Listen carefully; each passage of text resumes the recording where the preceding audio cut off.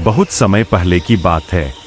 पहाड़ों और नदियों के बीच बसा एक हरा भरा जंगल था जिसका नाम था सुनहरा वन। यह जंगल अपने रंग बिरंगे जानवरों और आपसी मेलजोल के लिए जाना जाता था। यहाँ हर जानवर अलग था, लेकिन जंगल एक था।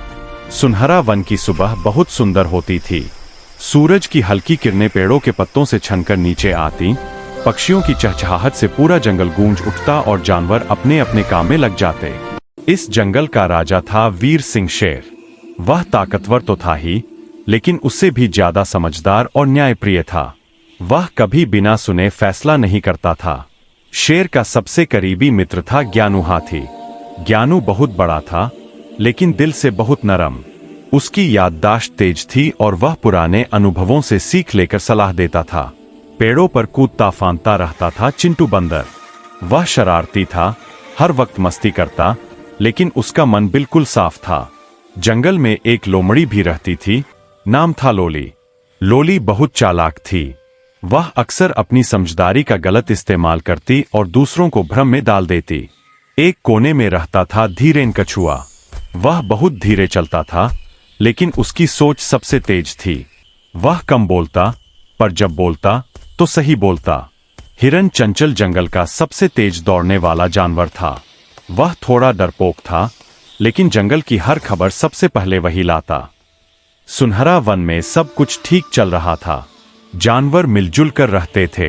कोई झगड़ा होता तो राजा शेर सबको बुलाकर सुलझा देता। लेकिन कहते हैं न, जब सब कुछ बहुत अच्छा चल रहा हो तब परीक्षा जरूर आती है। एक साल बारिश कम हुई। पहले किसी ने ध्यान नहीं दिया, लेकिन धीरे धीरे नदी का पानी कम होने लगा। तालाब सूखने लगे। जानवरों के चेहरों पर चिंता साफ दिखने लगी। एक दिन हिरन चंचल हाफता हुआ दौड़ता आया। राजा वीर सिंह, नदी बहुत सूख गई है। अगर ऐसा ही रहा तो पानी खत्म हो जाएगा। राजा शेर गंभीर हो गया। उसने तुरंत जंगल की सभा बुलाने का आदेश दिया। सभी जानवर बड़े बरगद के पेड़ के नीचे इकट्ठा हुए।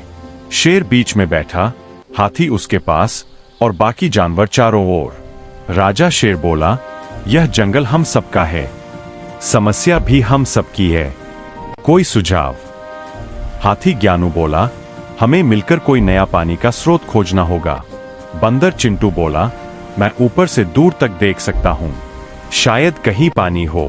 लोमड़ी लोली मुस्कुराई और बोली, मुझे जंगल के उस पार एक गुफा दिखी है, शायद वहां पानी हो। कछुआ धीरेन चुपचाप सुन रहा था। सभा खत्म होने के बाद लोली ने सोचा, अगर मैं अकेले पानी ढूंढ लूं तो सब मेरी तारीफ करेंगे। वह बिना किसी को बताए अकेले गुफा की ओर चली गई। गुफा अंधेरी थी। अंदर एक बड़ा सांप रहता था। जैसे ही लोली अंदर गई, सांप फुफकारा। लोली डर गई और जान बचाकर भागी। लोली जंगल लौट आई, लेकिन पूरी सच्चाई नहीं बताई। उसने कहा, वहां पानी है, बस थोड़ा खतरा है।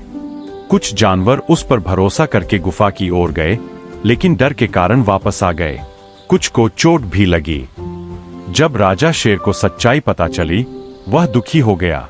झूठ या अधूरी सच्चाई से जंगल को नुकसान हो सकता है, उसने कहा। लोली शर्मिंदा हो गई, लेकिन कुछ नहीं बोली। तभी कछुआ धीरे आगे आया। गलती हो गई, अब आगे देखना जरूरी है। हमें मिलकर काम करना होगा। उसने सुझाव दिया, पुराने सूखे तालाब को फिर से खोदा जाए। सभी जानवर जुट गए। हाथी ने मिट्टी हटाई, भालू ने पत्थर तोड़े, बंदर पेड़ों से रस्सियां लाए, चिड़ियों ने दूर से बारिश की खबर दी, हिरन पहरा देता रहा। दिन रात मेहनत हुई। कुछ दिनों बाद जमीन से पानी निकल आया। सूखा तालाब भर गया। पूरे जंगल में खुशी की लहर दौड़ गई। लोली रोते हुए राजा के पास आई, मुझसे गलती हुई, अब मैं हमेशा सच बोलूंगी। राजा शेर ने उसे माफ कर दिया। जंगल में नए नियम बने।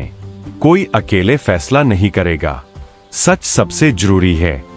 हर जानवर की बात सुनी जाएगी। सुनहरा वन फिर से खुशहाल हो गया। सच और एकता से हर समस्या हल होती है। चालाकी थोड़ी देर जीतती है, समझदारी हमेशा। हर छोटा बड़ा मिलकर ही समाज बनाता है।